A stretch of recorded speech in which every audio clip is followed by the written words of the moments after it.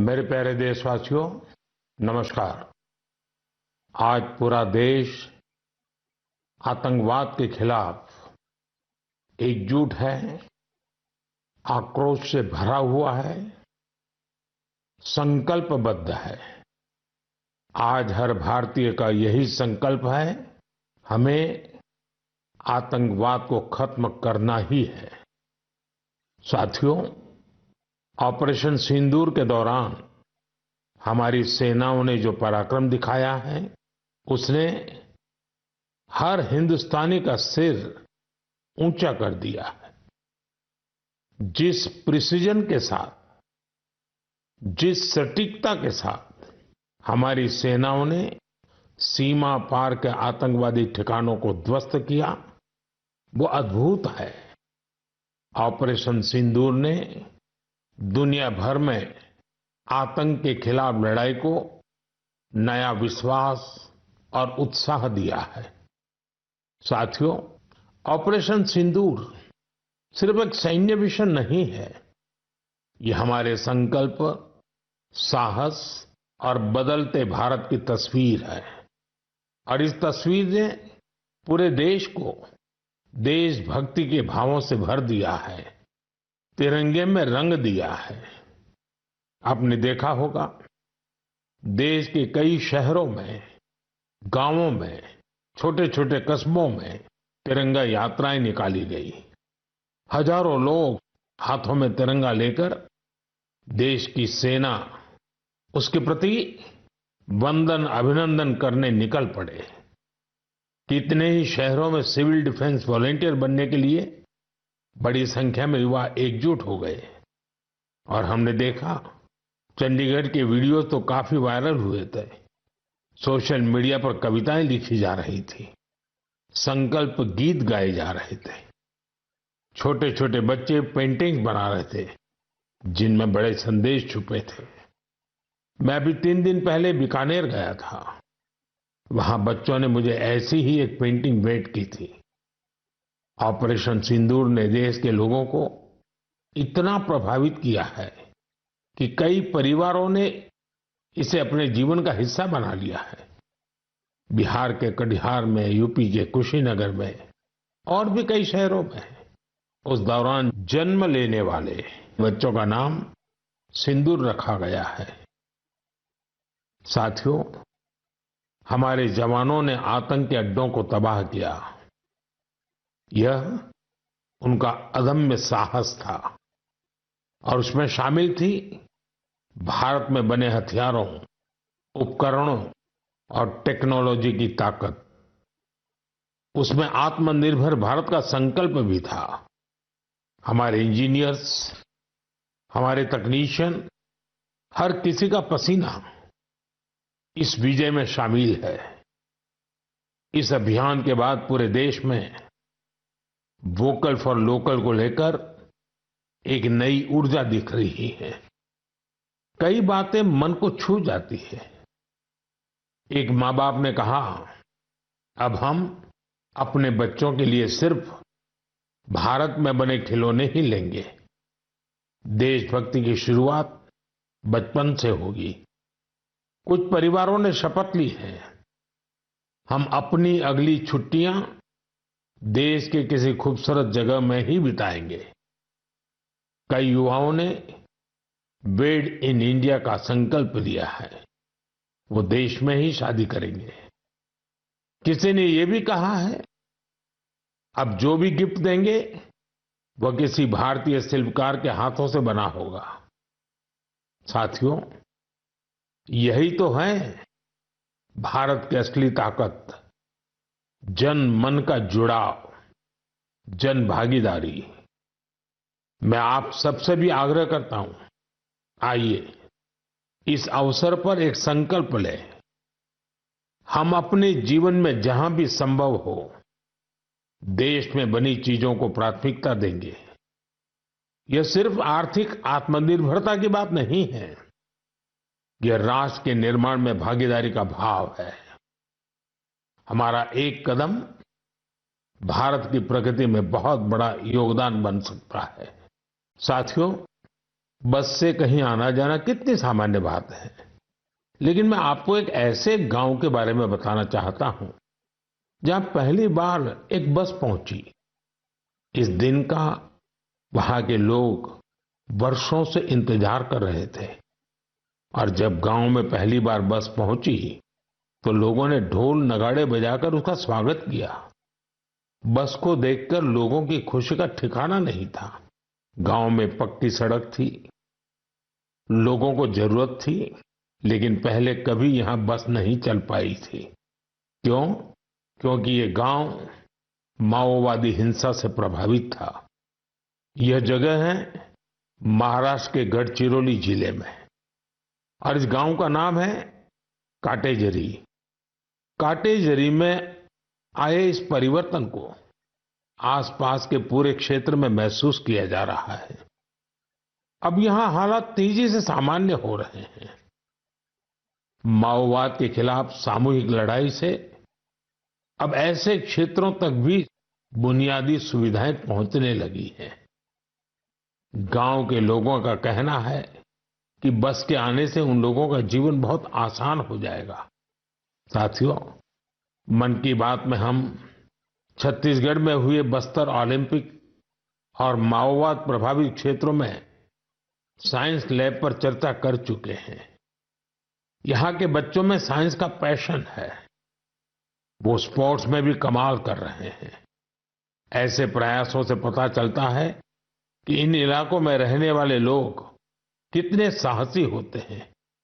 इन लोगों ने तमाम चुनौतियों के बीच अपने जीवन को बेहतर बनाने की राह चुनी है। मुझे यह जानकर भी बहुत खुशी हुई कि 10वीं और 12वीं की परीक्षाओं में दंतेवाड़ा जिले के नतीजे बहुत शानदार रहे हैं। करीब 95% रिजल्ट के साथ ये जिला 10वीं के नतीजों में टॉप पर रहा। वहीं 12वीं की परीक्षा में इस जिले ने छत्तीसगढ़ में छठा स्थान हासिल किया। सोचिए, जिस दंतेवाड़ा में कभी माओवाद चरम पर था, वहां आज शिक्षा का परचम लहरा रहा है। ऐसे बदलाव हम सभी को गर्व से भर देते हैं। मेरे प्यारे देशवासियों, अब मैं लायंस, शेरों से जुड़ी एक बड़ी अच्छी खबर आपको बताना चाहता हूं। पिछले केवल 5 वर्षों में गुजरात के गीर में शेरों की आबादी 674 से बढ़कर 891 हो गई है। 674 से 891। लायन सेंसस के बाद सामने आई शेरों की ये संख्या बहुत उत्साहित करने वाली है। साथियों, आप में से बहुत से लोग यह जानना चाह रहे होंगे कि आखिर ये एनिमल सेंसस होती कैसे है। ये एक्सरसाइज बहुत ही चुनौतीपूर्ण है। आपको यह जानकर हैरानी होगी कि लायन सेंसस 11 जिलों में 35,000 वर्ग किलोमीटर के दायरे में की गई थी। सेंसस के लिए टीमों ने राउंड द क्लॉक यानी 2400 घंटे इन क्षेत्रों की निगरानी की। इस पूरे अभियान में वेरिफिकेशन और क्रॉस वेरिफिकेशन दोनों किए गए। इससे पूरी बारीकी से शेरों की गिनती का काम पूरा हो सका। साथियों, एशियाटिक लायन की आबादी में बढ़ोतरी ये दिखाती है कि जब समाज में ओनरशिप का भाव मजबूत होता है तो कैसे शानदार नतीजे आते हैं। कुछ दशक पहले गीर में हालात बहुत चैलेंजिंग थे, लेकिन वहां के लोगों ने मिलकर बदलाव लाने का बीड़ा उठाया। वहां लेटेस्ट टेक्नोलॉजी के साथ ही ग्लोबल बेस्ट प्रैक्टिसेस को भी अपनाया गया। इसी दौरान गुजरात ऐसा पहला राज्य बना जहां बड़े पैमाने पर फॉरेस्ट ऑफिसर के पद पर महिलाओं की तैनाती की गई। आज हम जो नतीजे देख रहे हैं उसमें इन सभी का योगदान है। वाइल्ड लाइफ प्रोटेक्शन के लिए हमें ऐसे ही हमेशा जागरूक और सतर्क रहना होगा। मेरे प्यारे देशवासियों, 2-3 दिन पहले ही मैं पहली राइजिंग नॉर्थ ईस्ट समिट में गया था। उससे पहले हमने नॉर्थ ईस्ट के सामर्थ्य को समर्पित अष्टलक्ष्मी महोत्सव भी मनाया था। नॉर्थ ईस्ट की बात ही कुछ और है। वहां का सामर्थ्य, वहां का टैलेंट वाकई अद्भुत है। मुझे एक दिलचस्प कहानी पता चली है क्राफ्टेड फाइबर्स की। क्राफ्टेड फाइबर्स ये सिर्फ एक ब्रांड नहीं, सिक्किम की परंपरा, बुनाई की कला और आज के फैशन की सोच, तीनों का सुंदर संगम है। इसकी शुरुआत की डॉक्टर चेवांग नोरबू भूटिया ने। पेशे से वो वेटरनरी डॉक्टर है और दिल से सिक्किम की संस्कृति के सच्चे ब्रांड एम्बेसडर। उन्होंने सोचा क्यों न बुनाई को एक नया आयाम दिया जाए और इसी सोच से जन्म हुआ क्राफ्टेड फाइबर का। उन्होंने पारंपरिक बुनाई को मॉडर्न फैशन से जोड़ा और इसे बनाया एक सोशल एंटरप्राइज। अब उनके यहाँ केवल कपड़े नहीं बनते, उनके यहाँ जिंदगियां बुनी जाती है। वे लोकल लोगों को स्किल ट्रेनिंग देते हैं, उन्हें आत्मनिर्भर बनाते हैं। गांवों के बुनकर, पशुपालक और सेल्फ हेल्प ग्रुप, इन सबको जोड़कर डॉक्टर भूटिया ने रोजगार के नए रास्ते बनाए हैं। आज स्थानीय महिलाएं और कारीगर अपने हुनर से अच्छी कमाई कर रहे हैं। क्राफ्टेड फाइबर्स के शॉल, स्टॉल, दस्ताने, मोजे सब लोकल हैंडलूम से बने होते हैं। इसमें जो ऊन का इस्तेमाल होता है वो सिक्किम के खरगोशों और भेड़ों से आता है। रंग भी पूरी तरह प्राकृतिक होते हैं, कोई केमिकल नहीं, सिर्फ प्रकृति की रंगत। डॉक्टर भूटिया ने सिक्किम की पारंपरिक बुनाई और संस्कृति को एक नई पहचान दी है। डॉक्टर भूटिया का काम हमें सिखाता है कि जब परंपरा को पैशन से जोड़ा जाए तो वो दुनिया को कितना लुभा सकती है। मेरे प्यारे देशवासियों, आज मैं आपको एक ऐसे शानदार व्यक्ति के बारे में बताना चाहता हूं जो एक कलाकार भी हैं और जीती जागती प्रेरणा भी है। नाम है जीवन जोशी, उम्र 65 साल। अब सोचिए, जिनके नाम में ही जीवन हो वो कितनी जीवंतता से भरे होंगे। जीवन जी उत्तराखंड के हल्द्वानी में रहते हैं। बचपन में पोलियो ने उनके पैरों की ताकत छीन ली थी, लेकिन पोलियो उनके हौसलों को नहीं छीन पाया। उनके चलने की रफ्तार भले ही कुछ धीमी हो गई, लेकिन उनका मन कल्पना की हर उड़ान उड़ता रहा। इसी उड़ान में जीवन जी ने एक अनोखी कला को जन्म दिया। नाम रखा बगेट। इसमें वो चीड़ के पेड़ों से गिरने वाली सूखी छाल से सुंदर कलाकृतियां बनाते हैं। वो छाल जिसे लोग आमतौर पर बेकार समझते हैं, जीवन जी के हाथों में आते ही धरोहर बन जाती है। उनकी हर रचना में उत्तराखंड की मिट्टी की खुशबू होती है। कभी पहाड़ों के लोक वाद्य यंत्र, तो कभी लगता है जैसे पहाड़ों की आत्मा उस लकड़ी में समा गई हो। जीवन जी का काम सिर्फ कला नहीं, एक साधना है। उन्होंने इस कला में अपना पूरा जीवन समर्पित कर दिया है। जीवन जोशी जैसे कलाकार हमें याद दिलाते हैं कि परिस्थितियां चाहे जैसी भी हो, अगर इरादा मजबूत हो तो नामुमकिन कुछ नहीं। उनका नाम जीवन है और उन्होंने सच में दिखा दिया कि जीवन जीना क्या होता है।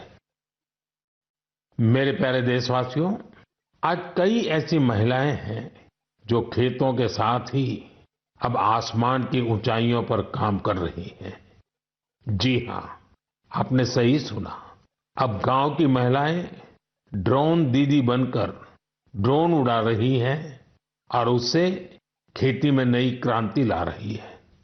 साथियों, तेलंगाना के संगारेड्डी जिले में कुछ समय पहले तक जिन महिलाओं को दूसरों पर निर्भर रहना पड़ता था, आज वे ही महिलाएं ड्रोन से 50 एकड़ जमीन पर दवा के छिड़काव का काम पूरा कर रही हैं। सुबह 3 घंटे, शाम 2 घंटे और काम निपट गया। धूप की तपन नहीं, जहर जैसे केमिकल्स का खतरा नहीं। साथियों, गांव वालों ने भी इस परिवर्तन को दिल से स्वीकार किया है। अब ये महिलाएं ड्रोन ऑपरेटर नहीं, स्काई वॉरियर के नाम से जानी जाती हैं। ये महिलाएं हमें बता रही हैं, बदलाव तब आता है जब तकनीक और संकल्प एक साथ चलते हैं। मेरे प्यारे देशवासियों, अंतर्राष्ट्रीय योग दिवस में अब 1 महीने से भी कम समय बचा है। ये अवसर याद दिलाता है कि अगर आप अब भी योग से दूर हैं, तो अब योग से जुड़े। योग आपका जीवन जीने का तरीका बदल देगा। साथियों, 21 जून 2015 में योग दिवस की शुरुआत के बाद से ही इसका आकर्षण लगातार बढ़ रहा है। इस बार भी योग दिवस को लेकर दुनिया भर में लोगों का जोश और उत्साह नजर आ रहा है। अलग अलग संस्थान अपनी तैयारियां साझा कर रहे हैं। बीते वर्षों की तस्वीरों ने बहुत प्रेरित किया है। हमने देखा है, अलग अलग देशों में किसी साल लोगों ने योग चेन बनाई, योग रिंग बनाई। ऐसी बहुत ही तस्वीरें हैं जहां एक साथ 4 जनरेशन मिलकर योग कर रही हैं। बहुत से लोगों ने अपने शहर की आइकॉनिक प्लेसेस को योग के लिए चुना। आप भी इस बार कुछ इंटरेस्टिंग तरीके से योग दिवस मनाने के बारे में सोच सकते हैं। साथियों, आंध्र प्रदेश की सरकार ने योग आंध्र अभियान शुरू किया है। इसका उद्देश्य पूरे राज्य में योग संस्कृति को विकसित करना है। इस अभियान के तहत योग करने वाले 10 लाख लोगों का एक पूल बनाया जा रहा है। मुझे इस वर्ष विशाखापत्तनम में योग दिवस कार्यक्रम में शामिल होने का अवसर मिलेगा। मुझे जानकर अच्छा लगा कि इस बार भी हमारे युवा साथी देश की विरासत से जुड़ी आइकॉनिक प्लेसेस पर योग करने वाले हैं। कई युवाओं ने नए रिकॉर्ड बनाने और योग चेन का हिस्सा बनने का संकल्प लिया है। हमारे कॉर्पोरेट भी इसमें पीछे नहीं है। कुछ संस्थानों ने ऑफिस में ही योग अभ्यास के लिए अलग स्थान तय कर दिया है। कुछ स्टार्टअप्स ने अपने ऑफिस योग अवर्स तय कर दिए हैं। ऐसे भी लोग हैं जो गांवों में जाकर योग सिखाने की तैयारी कर रहे हैं। हेल्थ और फिटनेस को लेकर लोगों की ये जागरूकता मुझे बहुत आनंद देती है। साथियों, योग दिवस के साथ साथ आयुर्वेद के क्षेत्र में भी कुछ ऐसा हुआ है जिसके बारे में जानकर आपको बहुत खुशी होगी। कल ही यानी 24 मई को WHO के डायरेक्टर जनरल और मेरे मित्र तुलसी भाई की मौजूदगी में एक MOU साइन किया गया है। इस एग्रीमेंट के साथ ही international classification of health interventions के तहत एक डेडिकेटेड ट्रेडिशनल मेडिसिन मॉड्यूल पर काम शुरू हो गया है। इस पहल से आयुष को पूरी दुनिया में वैज्ञानिक तरीके से अधिक लोगों तक पहुंचाने में मदद मिलेगी। साथियों, आपने स्कूलों में ब्लैक बोर्ड तो देखा होगा, लेकिन अब कुछ स्कूलों में शुगर बोर्ड भी लगाया जा रहा है। ब्लैक बोर्ड नहीं, शुगर बोर्ड। CBSE की इस अनोखी पहल का उद्देश्य है बच्चों को उनके शुगर इंटेक के प्रति जागरूक करना।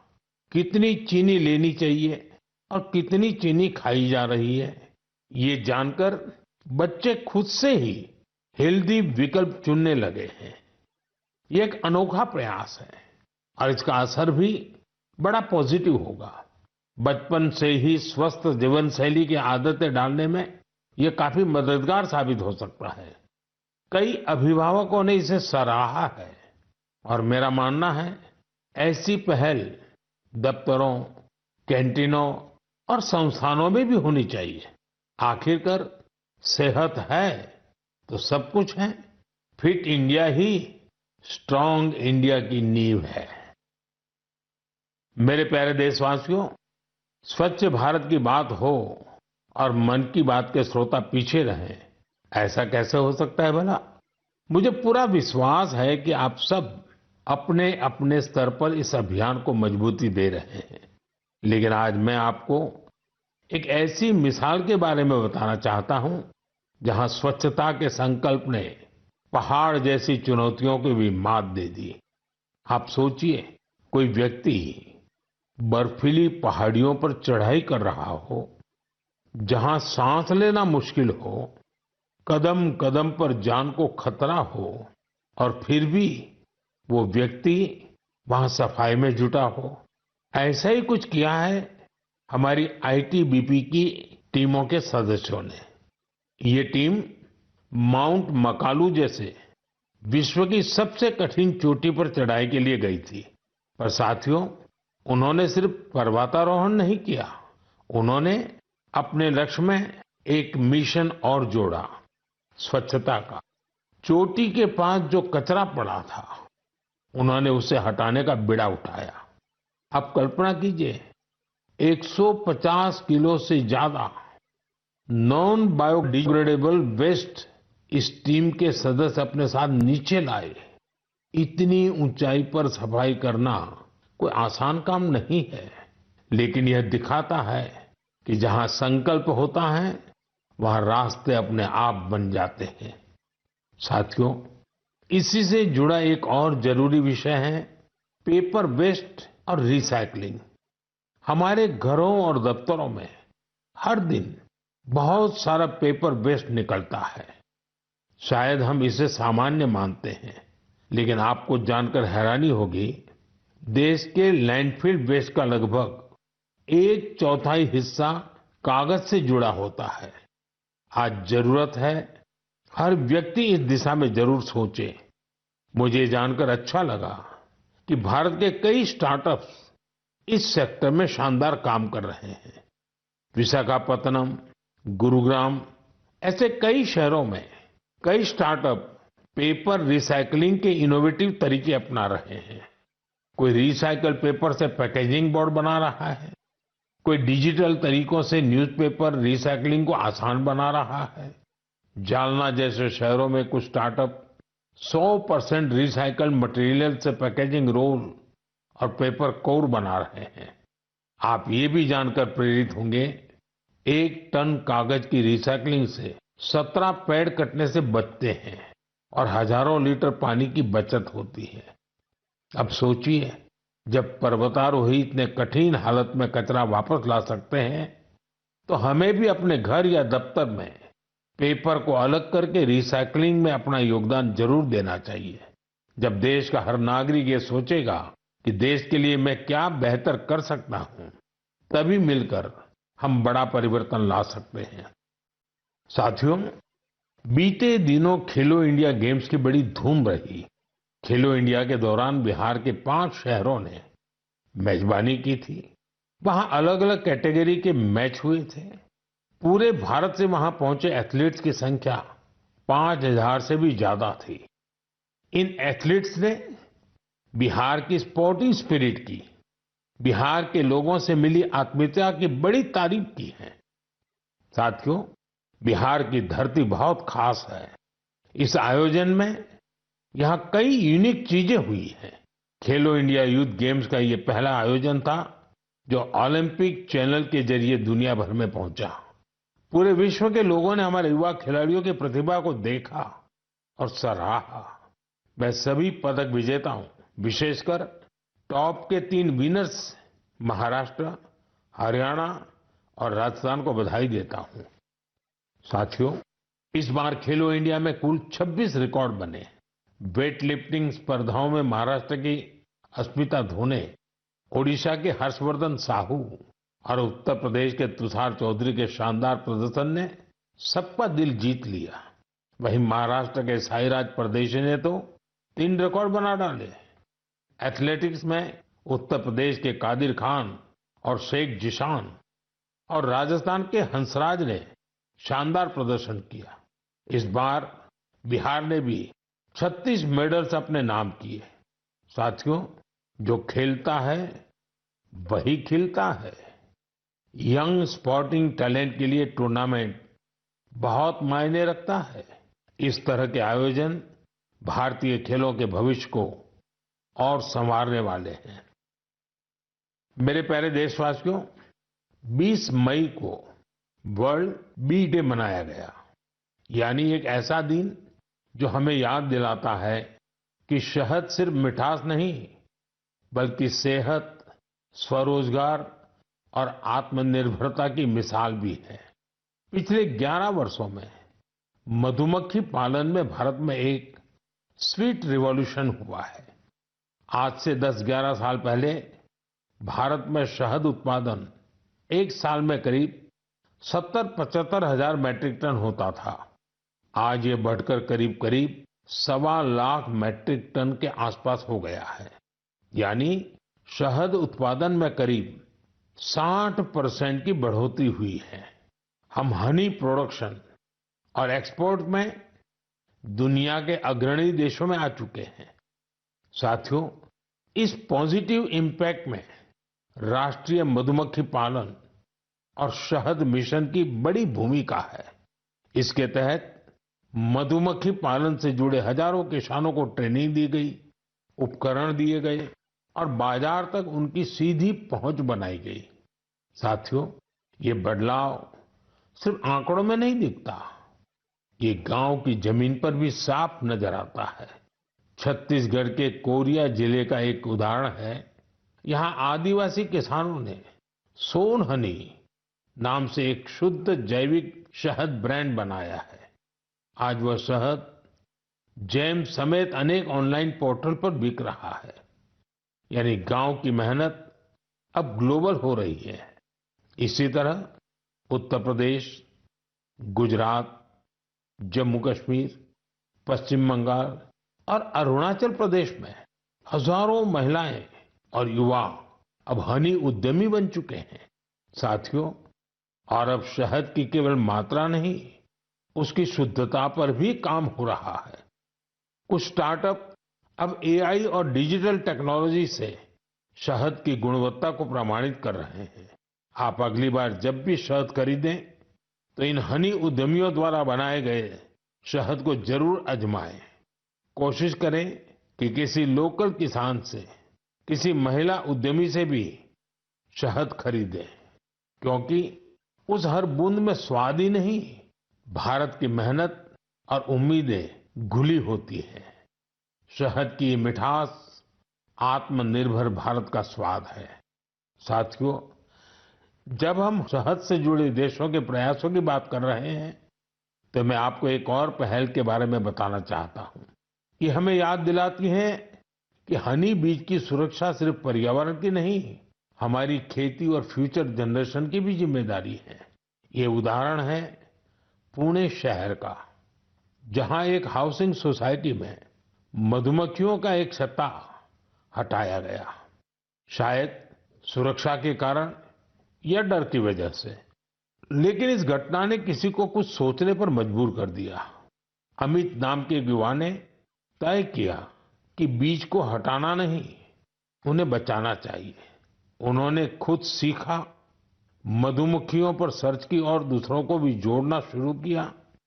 धीरे धीरे उन्होंने एक टीम बनाई, जिसे उन्होंने नाम दिया बी फ्रेंड्स, यानी बी मित्र। अब ये बी फ्रेंड्स मधुमक्खियों के छत्तों को एक जगह से दूसरी जगह सुरक्षित तरीके से ट्रांसफर करते हैं, ताकि लोगों को खतरा न हो और हनी बीज भी जिंदा रहे। अमित जी के इस प्रयास का असर भी बड़ा शानदार हुआ है। हनी बीज की कॉलोनी बच रही है, हनी प्रोडक्शन बढ़ रहा है और सबसे जरूरी है, लोगों में अवेयरनेस भी बढ़ रही है। ये पहल हमें सिखाती है कि जब हम प्रकृति के साथ तालमेल में काम करते हैं तो उसका फायदा सबको मिलता है। मेरे प्यारे देशवासियों, मन की बात के इस एपिसोड में इस बार इतना ही। आप इसी तरह देश के लोगों की उपलब्धियों को, समाज के लिए उनके प्रयासों को मुझे भेजते रहिए।